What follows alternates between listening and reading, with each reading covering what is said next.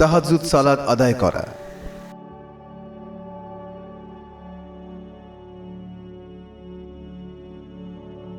আলী ইবনু আব্দুল্লাহ রহমতুল্লাহ আলাইহি ইবনু আব্বাস রাদিয়াল্লাহু আনহু থেকে বর্ণিত, তিনি বলেন, রাসূলুল্লাহ সাল্লাল্লাহু আলাইহি সাল্লাম রাতে তাহাজ্জুদের উদ্দেশ্যে যখন দাঁড়াতেন তখন দুয়া পড়তেন, ইয়া আল্লাহ, আপনারই জন্য সমস্ত প্রশংসা।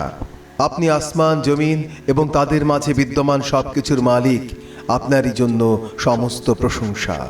আপনি আসমান জমিন এবং এ দুয়ের মাঝে যা কিছু আছে সব কিছুর নূর, আপনারই জন্য সমস্ত প্রশংসা।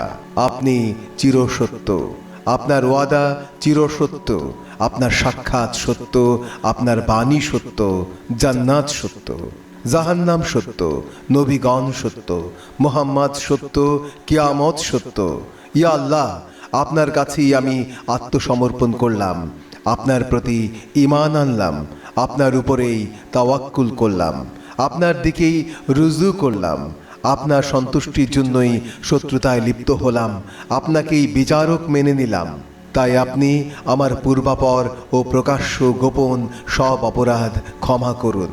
আপনি অগ্রপশ্চাতের মালিক, আপনি ব্যতীত কোনো ইলাহ নেই, অথবা অপর বর্ণনায় আপনি ব্যতীত আর কোনো মাবুদ নেই।